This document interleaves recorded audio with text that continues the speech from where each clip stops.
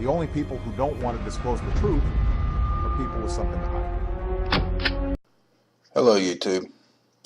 I'm very cautious handling this anymore. But this information that I found here, I'm bringing to your attention. And I can only go by what I've read and heard here. And I want you to hear it. And you're also going to hear the person that put up the photos and the person that wrote the blog. And I'm doing this because I think there's a lot of you that don't know about this, and one of my Facebook friends sent it to me. Thank you, Rita. And I want the rest of y'all to see this and to hear this as well. So I'm going to shut up and let you hear it. Now, I may stop it in between every once in a while. We'll just have to listen and see what you think here. Photos and commentary by Scott D. Larm, edited by James F. Tracy. An inquisitive couple's visit to Newtown, Connecticut. My partner and I became fed up with the mainstream media's depiction of what took place in Newtown, Connecticut on December 14, 2012. Well, right off the bat, we can tell that we're not the only ones that is investigating this.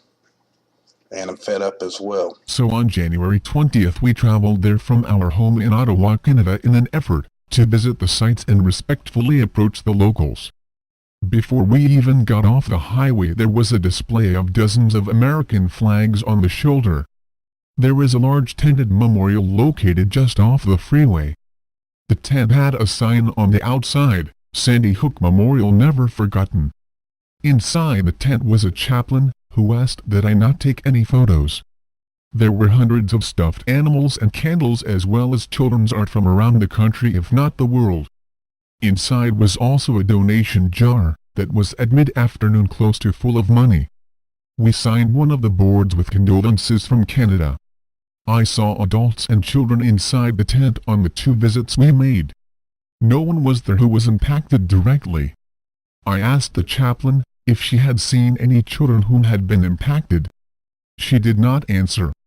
We spent January 21st in Newtown visiting the Sandy Hook School and Sandy Hook Volunteer Firehouse, Gene Rosen's residence, the 100 Churchill Restaurant and Pub, the Newtown B offices, as well as the Newtown Police Department. We found that the school cannot be seen from the front when coming down Riverside Road, which is the only access to the school passing the firehouse. This may explain why there was no media photos of the broken shot-out glass at the front. Dickinson Road was closed with layers of orange cones and numerous no trespassing signs. The entire school is now enclosed with fencing, barbed wire, no trespass and surveillance signage. The front of the school is entirely boarded up, which would be consistent with broken glass. The lettering from the front of the school, Sandy Hook Elementary, is removed. The side door and other windows were not boarded up. No cameras could be seen at the front door or anywhere on the property. Gene Rosen lives next door to the firehouse. Thus Ms. Victoria Soto's students that landed on Mr. Rosen's yard had to come down Dickinson Drive and turn right, passing the firehouse.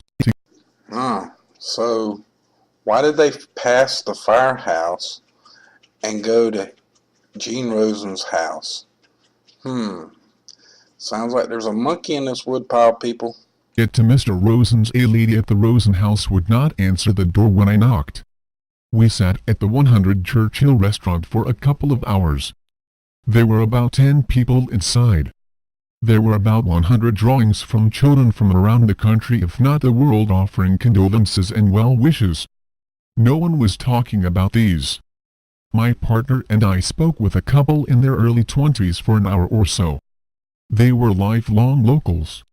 Eventually they asked why we were in Newtown, and we told them we had heard of their tragedy. They did not comment further, and we did not push the issue. Later, I mentioned that I had read online, where some people had suggested that Newtown might have a lively satanic community.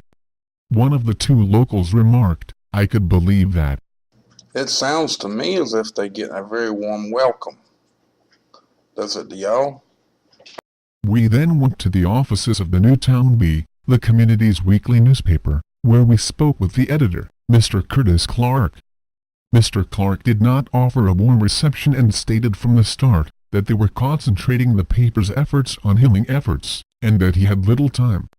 I told him I was there to follow up on the Bee's report that stated, in part, a man with a gun who was spotted in the woods near the school on the day of the incident was an off-duty tactical squad police officer from another town, according to the source.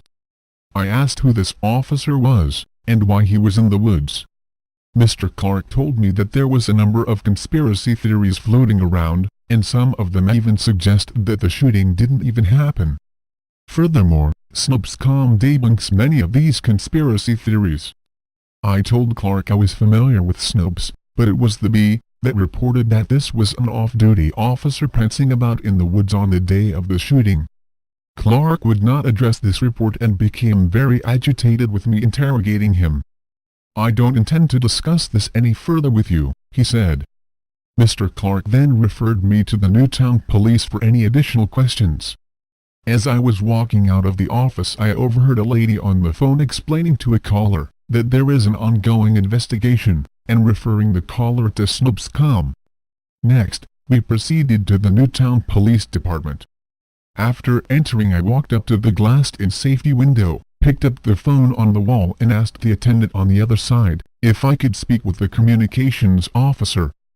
I explained why. He directed me to the Newtown Bee. I advised him that the Bee had directed me to them, and he asked me to have a seat. The room was rectangular with doors on both ends. Then, a male and female police officer simultaneously entered through each door. I addressed the female sergeant, telling her I would like to know who was the off-duty tactical officer the Bee reported on December 27th. A male officer I was not addressing repeatedly ordered me to remove my hands from my pockets. The female sergeant Wow. Ordered you to take your hands out of your pockets, and all you're doing is asking questions? My goodness. Sounds like someone's got their panties in a wad for some reason, doesn't y'all? me that the man detained was the uncle of a student at the school who had gone to get his niece. I asked about the police scanner audio where the dispatcher reports that a caller from inside the school saw two shadows run by the gym at the back of the school. Additionally, an officer apparently arriving at the scene stated, "I've got sick. They are running at me down Crestwood Drive borders the backside of the school beyond some woods." The sergeant told me that this was the confusion of the day and that there were not two individuals. It was just someone that went crazy, killed a bunch of people and then killed himself, she said consolingly. "You have nothing to worry about. You are safe." I still wonder. Well, guys, I don't know for sure. I can't guarantee anything that you just heard. I can't back it up other than what I've read here. And it is a published blog, and I reblogged this for them, and I am making this video from the writing that they put on the blog.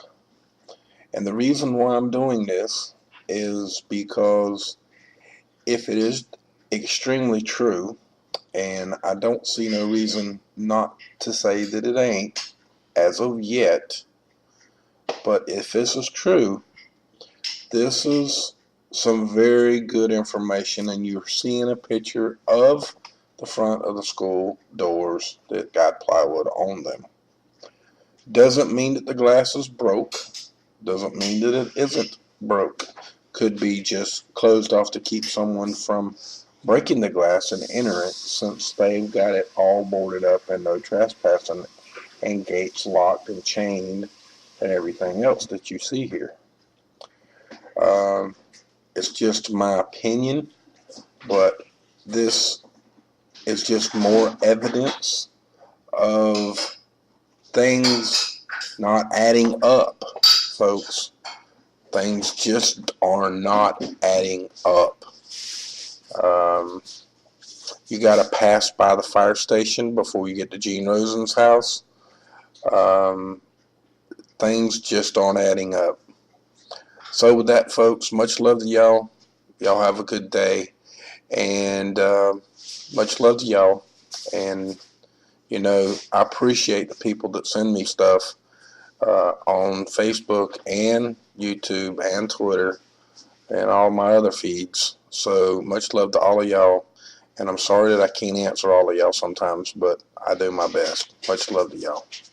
If there's a blue pill and a red pill, and the blue pill is half the price of the red pill and works just as well, why not pay half price?